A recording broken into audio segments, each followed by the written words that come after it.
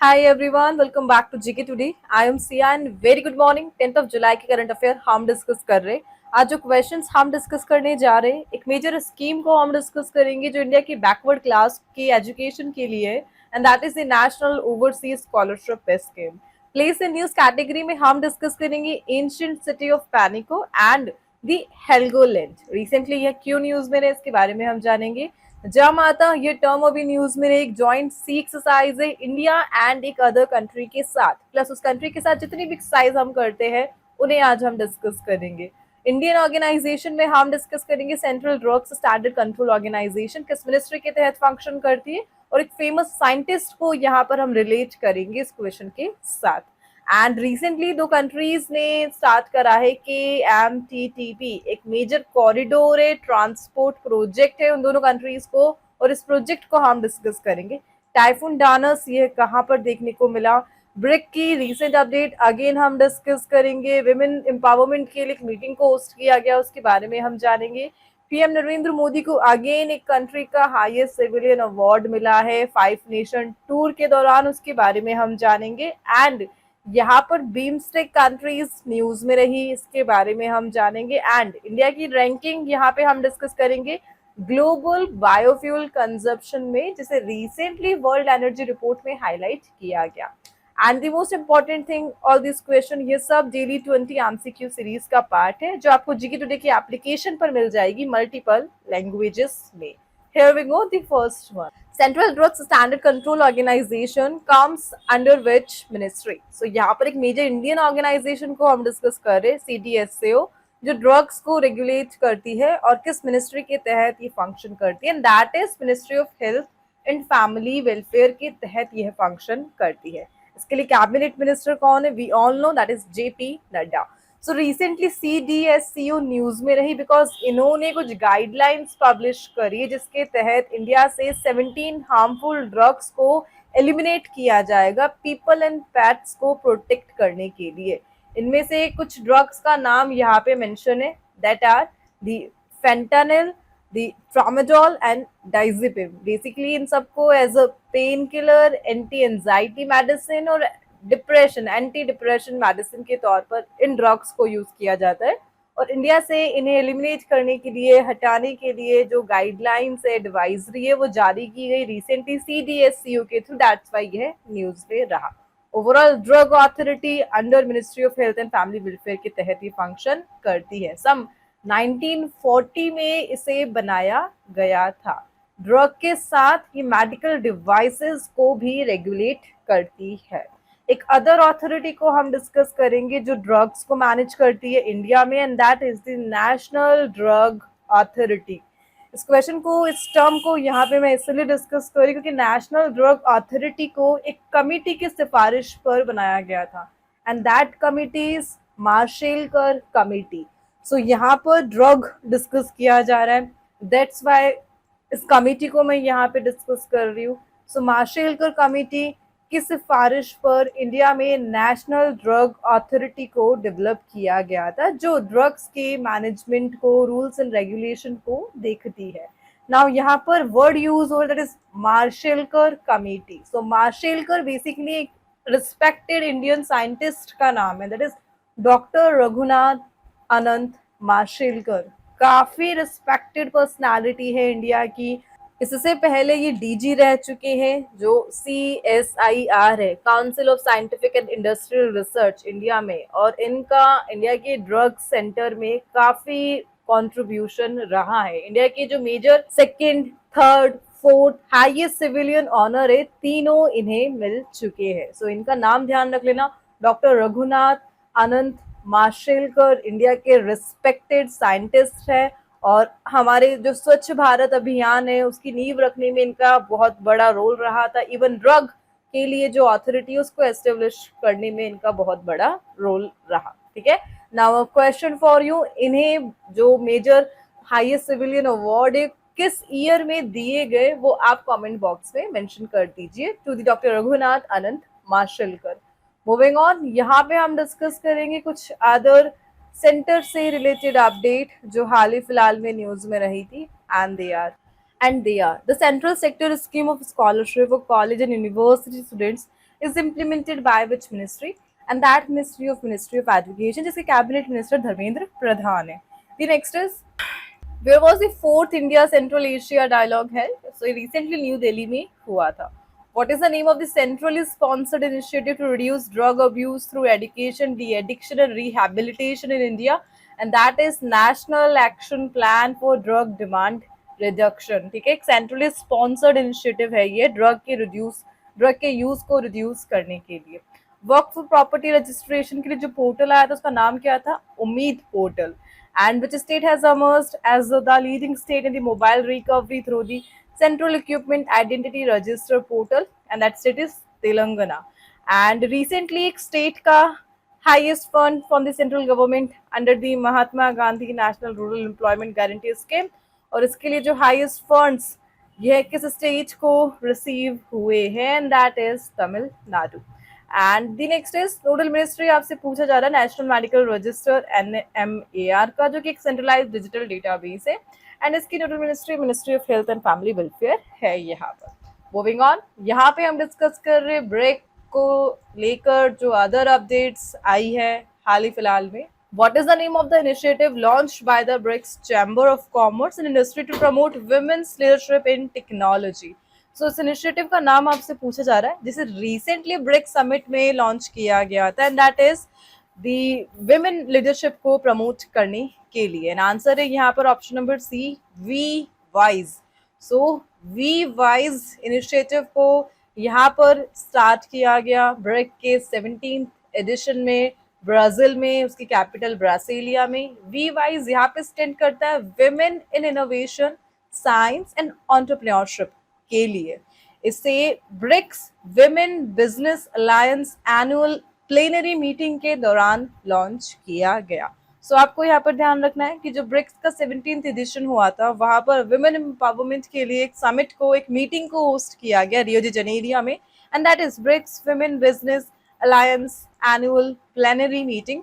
और यहाँ पर वी वाइज इनिशिएटिव को अडॉप्ट किया गया सो दैट जो विमेन्स है उन्हें एआई के फील्ड में, टेक्नोलॉजी के फील्ड में एम्पावर किया जा सके और सस्टेनेबल ग्लोबल इकोनॉमी के जो गोल्स है उसे अचीव किया जा सके. So simply we wise women empowerment के लिए ब्रिक्स के 17th एडिशन में लॉन्च किया गया. ठीक है, यहाँ पर ब्रिक्स में एक टर्म काफी टाइम से न्यूज में चल रही है, and that is global south. काफी टाइम ग्लोबल साउथ को डिस्कस किया गया. So what is actually it is? So basically global south में वो कंट्रीज आती हैं जो डेवलपिंग है और least developed nation with a low per capita income. So global south के लिए जो आप डेफिनेशन यूज करोगे, इट इंक्लूड्स डेवलपिंग और least developed nation with low per capita income, और India is one of the member. ठीक है, and यहाँ पर ब्रिक को एक न्यू मीनिंग दिया गया, ध्यान रख लेना, काफी इंपॉर्टेंट है, that is building resilience innovation for cooperation and sustainability. New BRICS meaning. ठीक है, ओवरऑल ब्रिक्स में रिसेंटली जो 11 पार्टनर कंट्रीज ऐड हुई है उनको हाईलाइट किया गया, जिसमें वियतनाम है, नाइजीरिया एंड अदर है, और एट प्रेजेंट इसके जो परमानेंट मेंबर है वो ओनली 10 है. राइट, एंड नाउ ब्रिक्स से रिलेटेड जो अदर अपडेट्स मैंने आपसे पहले डिस्कस करी थी, आप उसे कमेंट में मेंशन कर सकते हो, आपका रिवीजन होगा एंड अदर पीपल्स को मालूम चलेगा. हियर वी गो, हम आगे डिस्कस करते हैं the next one. Which country recently honored PM Narendra Modi with its highest civilian award, that is Grand Collar of the National Order of the Southern Cross. So recently again PM Modi को अपने जो 5 nation tour है वहां पर एक highest civilian honour मिला, और यह मिला है ब्राजील का. ठीक है, सो ब्राजील ने अपना highest civilian honour recently PM Modi को दिया. यहाँ पे ब्राजील के जो करंट प्रेसिडेंट है and that is Lula da Silva, इन्होंने ये ऑनर पीएम मोदी को दिया ब्रिक के 17th एडिशन के दौरान. ठीक है, और इस प्रकार प्राइम मिनिस्टर मोदी ने अनाउंस करा कि इंडिया का जो यूपीआई सिस्टम है उसे ब्राजील में इम्प्लीमेंट किया जाएगा, और इसकी प्लानिंग्स चल रही है. सो यूपीआई सिस्टम हर जगह जा रहा है. लास्ट ही हमने डिस्कस किया था त्रिनिदाद एंड टोबैगो में, एंड नाउ ब्राजील में. ओवरऑल ब्राजील को हम यहाँ पे डिस्कस कर लेते हैं. अगेन साउथ अमेरिका यहाँ पे न्यूज में रहा बिकॉज ब्राजील उसका पार्ट है. इसकी जो capital that is Brasilia, and Brazil basically fifth largest country है वर्ल्ड में। यहाँ के प्रेसिडेंट को हमने डिस्कस कर ही लिया है। इसी के साथ साउथ अमेरिकन कंट्रीज अभी काफी न्यूज में चल रही है। लास्ट ही हमने डिस्कस किया था सुरिनाम, नाउ ब्राजील, एंड आगे हम डिस्कस करेंगे पेरू को भी। Moving on the next one, what is India's rank in global biofuel consumption as of 2024 as per the Statistical Review of World Energy Report 2025? So यहाँ पर एक major report हम discuss कर रहे हैं, that is the statistical review of world energy 2025, जिसे recently एक energy institute करके एक ऑर्गेनाइजेशन है उन्होंने रिलीज की है। और यहाँ पर इंडिया को रैंकिंग मिली है बायोफ्यूल कंजप्शन में, and that is fourth rank पर हम स्टैंड करते हैं। और इस कैटेगरी में हमने चाइना को सरपास किया है सेकेंड कॉन्जिक्यूटिव ईयर के लिए। लास्ट जो एडिशन आया था उसमें भी हमारा जो कंजप्शन था वो चाइना से ज़्यादा था, लेकिन प्रोडक्शन कैटेगरी में हम चाइना से पीछे है। हमारा जो बायोफ्यूल प्रोडक्शन है उसमें हमारी रैंकिंग चाइना से पीछे है। यहाँ पर ओवरऑल इंडिया का जो बायोफ्यूल कंजप्शन है वो 40% से इंक्रीज हो रहा है ईयर ऑन ईयर, और यहाँ पर इंडिया स्टिल चाइना से पीछे है प्रोडक्शन कैटेगरी में। ओवरऑल हम यहाँ पे डिस्कस करेंगे बायोफ्यूल से रिलेटेड इंडिया का एक मेजर इनिशिएटिव जिसे इंडिया ने इनिशिएट किया था लास्ट G20 में, याद है, and that is global biofuel alliance. अभी न्यूज में रहा बिकॉज त्रिनिदाद एंड टोबैगो ने इसे ज्वाइन किया था, लास्ट हमने डिस्कस किया था। सो ग्लोबल बायोफ्यूल अलायंस को कब इंट्रोड्यूस किया गया था? सो ध्यान रखना 2023 का जब G20 समिट हुआ था जिसे न्यू दिल्ली ने होस्ट किया था, तब इंडिया ने अनाउंस किया था the global biofuel alliance. Exactly date 9th of September 2023 है, सो दैट सस्टेनेबल बायोफ्यूल के यूज को अडॉप्ट किया जा सके और प्रमोट किया जा सके। दैट्स ऑल, ठीक है। मूविंग ऑन, यहाँ पर हम डिस्कस करेंगे कुछ अदर क्वेश्चन जो रैंकिंग से एसोसिएटेड है, and they are what is the rank of India in the global peace index. So global peace index में हमें यहाँ पर 115th रैंक मिली थी। What is the rank of India in the sustainable development goal index, और हमें यहाँ पर 99 रैंक मिला। फर्स्ट टाइम हम टॉप 100 में आए थे। What is India's global rank in terms of power generation capacity growth according to the International Energy Agency? और यहाँ पे हमें थर्ड रैंक मिला था after US and China. According to the Global Energy Monitor (GEM), what is India's global rank in terms of solar power potential from abandoned coal mines? और यहाँ पे हमें फोर्थ रैंक दिया गया था। And 2026 QS world university ranking और Indian institute जिसको सबसे हाईएस्ट रैंक मिला, and that is Indian institute of technology Delhi. And world economic forum energy transition index में इंडिया की रैंकिंग क्या रही थी? 71। International shooting sport federation world cup, और इसमें इंडिया की रैंकिंग क्या रही थी? थर्ड रही थी। नाउ ये आप बता दीजिए कि सीजन कहाँ पर किसने होस्ट किया जहाँ पर इंडिया को मेडल टैली में थर्ड रैंक मिला। Moving on the next one, एक मेजर प्रोजेक्ट को हम डिस्कस कर रहे हैं, and that is Kaladan multi modal transit transport project. Basically particular दो कंट्रीज में ट्रेड को बूस्ट करना है विया सी रूट, और उसके लिए इस ट्रांसपोर्ट प्रोजेक्ट को बनाया गया between India and Myanmar. So India and Myanmar के बिटवीन इसे बनाया गया है। एग्जैक्टली कुछ मैप में आप देख सकते हैं। सो यहाँ पर इस प्रोजेक्ट का जो मेन ऑब्जेक्टिव है सी रूट के थ्रू जो कार्गो ट्रांसपोर्ट है उसे इन्हांस करना है। इंडिया के जो नॉर्थ ईस्टर्न रीजन है उसे म्यांमार से कनेक्ट करना है। इस प्रोजेक्ट को सन 2008 में साइन किया गया था, और इसके तहत म्यांमार को इंडिया से सी रूट से कनेक्ट किया जा रहा है, और इंडिया में एक मेजर रोड को बनाया जाएगा जिसके थ्रू आगे जाकर एक स्टेट को कनेक्ट किया जाएगा ट्रेड को हैंडल करने के लिए। ओवरऑल इंडिया एंड म्यांमार के बिटवीन है the Kaladan multi modal transit transport. यहाँ पे हम डिस्कस करेंगे the country, and that is Myanmar. We all know इसकी कैपिटल क्या है? बर्मा है एट प्रेजेंट। और म्यांमार एक काफ़ी इम्पोर्टेंट लोकेशन है इंडिया के लिए बिकॉज साउथ एशिया को साउथ ईस्ट एशिया से कनेक्ट करने के लिए जो वाइटल रूट है वो म्यांमार से पास होता है, एंड दैट्स वाई इसकी स्ट्रैटेजिक इंपॉर्टेंस है इंडिया के लिए। ओवरऑल हमारे साथ, हमारे दो स्टेट के साथ ये बॉर्डर शेयर करता है, नागालैंड एंड मणिपुर के साथ सम 1640 kilometre, right.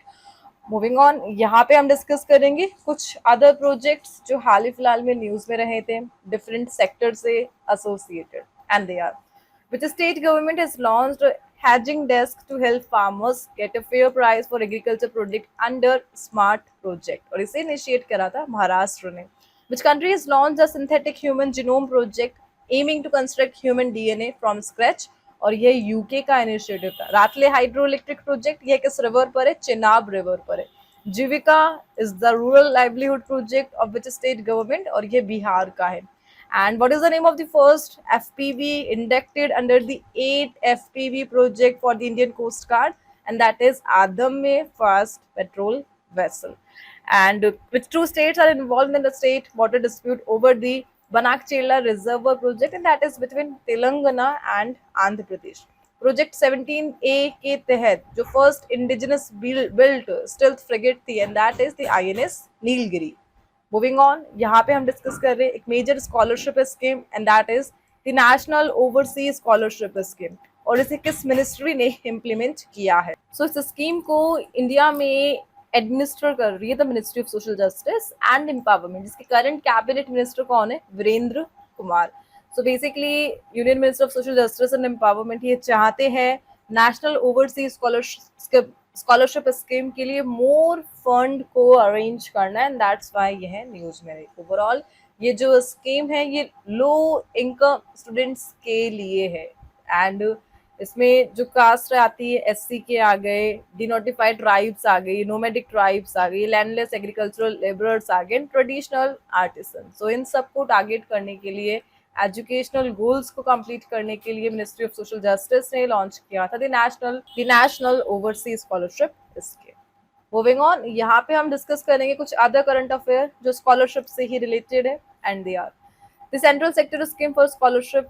We all know ministry of education ने इसे इम्प्लीमेंट करा है। The Dr. Ambedkar Samman Scholarship Scheme has been introduced for Dalit students in which state or UT, and that is Delhi UT में इसे introduce किया गया। Which organization recently introduced a single girl child merit scholarship scheme, और इसे CBSE ने launch किया था। New scholarship scheme for Sanskrit students across the state, and that state is UP।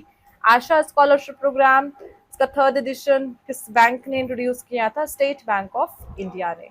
Moving on, place in news category में हम discuss कर रहे हैं एक एंशिएंट सिटी जिसका नाम है पेनिको, एंड रिसेंटली आर्कियोलॉजिस्ट ने इसे कहाँ पर डिस्कवर किया? एक major south American country, and that is Peru. So recently archaeologist ने सम 3500 ईयर ओल्ड सिटी जिसका नाम है पेनिको, इसे पेरू में अनर्थ किया, एंड दैट्स व्हाई यह न्यूज में रहा।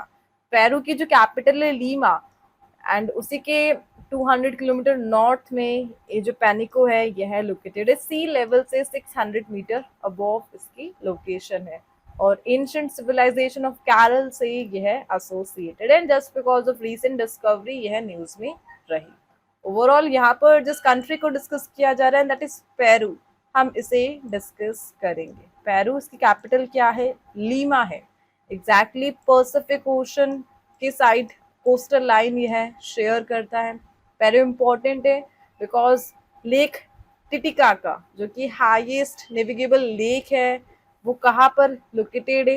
पेरू में लोकेटेड है, और बोलिविया के साथ अपना रूट शेयर करती है। इसी के अलावा मेजर डेजर्ट यहाँ पर है, that is Atacama desert.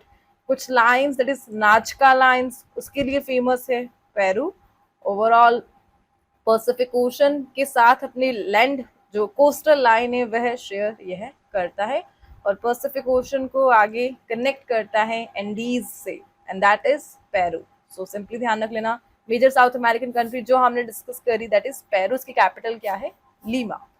Moving on, यहाँ पे हम डिस्कस करेंगे कुछ अदर क्वेश्चन जो प्लेस इन न्यूज कैटेगरी से ही रिलेटेड है, and they are mount Erebus, ये कहाँ पर है? अंटार्कटिका में। हेल्गोलैंड नॉर्थ सी में, इस क्वेश्चन को हम आगे डिस्कस करेंगे। सेन रिवर यह कहाँ पर है? फ्रांस में। सेंटोरिनी आइलैंड यह कहाँ पर है? एजियन सी में। माउंट एटना यह कहाँ है? इटली में। इलियामिना वोल्केनो, यह कहाँ है? यूएस में। पेरिटो मोरेना ग्लेशियर, यह अर्जेंटीना में लोकेटेड है। Moving on to next one. Jamata is a joint sea exercise between India and which country? एक मेजर जॉइंट सी एक्सरसाइज को हम डिस्कस कर, जिसका नाम रखा गया है जामाता। जामाता का मतलब होता है सी यू लेटर, और किस लैंग्वेज में? And that is Japanese. So India and Japan के बिटवीन रिसेंटली सी एक्सरसाइज जामाता को कंडक्ट कराया गया, और उसके लिए जो जापानीज कोस्ट गार्ड शिप है वो रिसेंटली चेन्नई पहुंचते हैं इस एक्सरसाइज में पार्टिसिपेट करने, and that is see you later और जामाता, एंड दैट्स व्हाई यह न्यूज में। तो ध्यान रख लेना, कोस्ट गार्ड के बिटवीन हुई है यह, ऑफ इंडिया एंड जापान। इसके अलावा जो अदर एक्सरसाइज हम जापान के साथ करते हैं, बायलेटरल नेवल एक्सरसाइज को मैं डिस्कस कर रही हूँ, that is JIMEX. So JIMEX India and Japan के बिटवीन है, और एक नेवल एक्सरसाइज है यह। आर्मी कैटेगरी में धर्मा गार्जियन है यहाँ पर, जो जापान और इंडिया के बिटवीन होती है। इसके अलावा एयर एक्सरसाइज में वीर गार्जियन है, इंडिया एंड जापान के बिटवीन। मल्टीलेटरल एक्सरसाइज में मालाबार है, India, Japan, USA and Australia, basically quad nation के बिटवीन यह होती है। एक अदर एयरफोर्स एक्सरसाइज है, एंड दैट इज शिन्यो मेत्री, जो इंडिया एंड जापान मिलकर होस्ट करता है। होप ये क्वेश्चन आपको क्लियर है। Moving on, Helgoland that was recently seen in news is located in which sea? So एक famous location that is Helgoland, ये अभी news में रही, और किस sea में यह located, and that is the North Sea. North Sea में यह located है। Recently news में नहीं, just because of physicist Werner Heisenberg. So यहाँ पर हम discuss कर रहे एक major physicist that is Werner Heisenberg.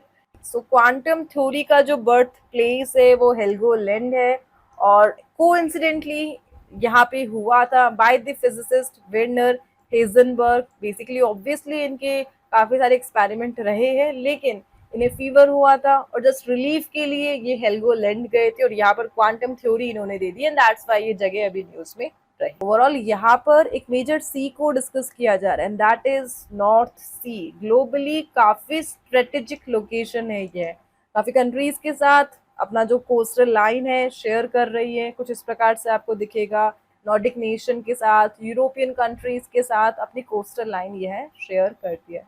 Exactly कहाँ पर, कौन से ओशन में यह लोकेटेड है? So point to be remember, north east Atlantic में लोकेटेड है नॉर्थ सी। तो ध्यान रख लेना, अटलांटिक ओशन से नॉर्थ सी को कौन कनेक्ट करता है? इंग्लिश चैनल कनेक्ट करता है।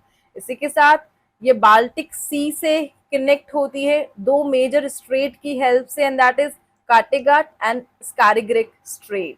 सो आप कुछ इस प्रकार से देख सकते हैं, जो नॉर्थ सी का मैप था।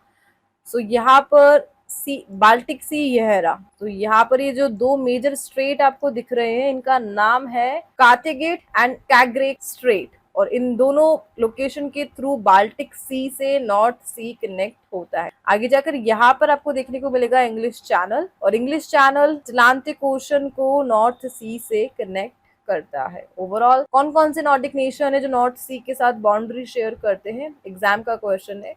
नॉर्वे, डेनमार्क, स्वीडन, ठीक है। इसके अलावा फिनलैंड और आइसलैंड को भी हम मिला दे तो इस प्रकार टोटल 5 कंट्रीज बन जाती है जो नॉर्थ सी के साथ अपनी बाउंड्री शेयर करती है। होप ये क्वेश्चन आपको क्लियर है। नॉर्थ सी के बारे में जो अपडेट्स है वो आपको क्लियर है। Moving on the next one, एक मेजर टाइफून यहाँ पे न्यूज में चला, दैट इज डानस। रिसेंटली किस कंट्री में ये आया है? तो टाइफून डानस का जो प्रकोप है ताइवान में देखने को मिल रहा है। सो ताइवान जो कि डिस्प्यूटेड है चाइना एंड ताइवान में, चाइना का क्लेम है ताइवान पर। तो यहाँ पर टाइफून डानस देखने को मिला। ताइवान की कैपिटल हमने लास्ट टाइम में डिस्कस कर, that is Taipei, and recently 222 kilometre per hour की स्पीड से जो टाइफून डानस है यहाँ पर देखने को मिला, और डिस्ट्रक्शन हो रहे हैं, दैट्स व्हाई ये न्यूज में चल रहा है।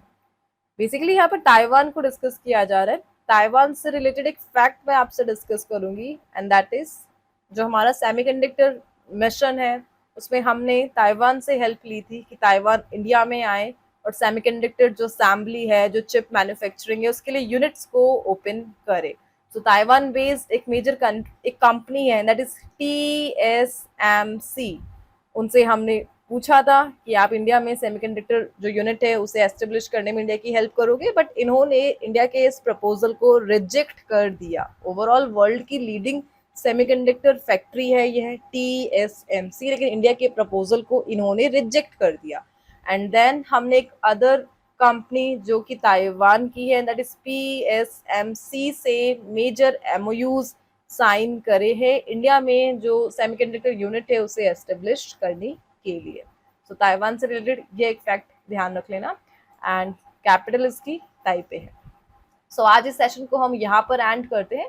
एंड आज के जो क्वेश्चन है आप लोगों के लिए current affair quiz and that is international category, और यह आपको कमेंट बॉक्स में मेंशन करना है। एंड हम मिलते हैं नेक्स्ट सेशन के साथ। Till then please to revision and take care. For more information you can check the description box just below the video, and thank you for watching. Wrapping up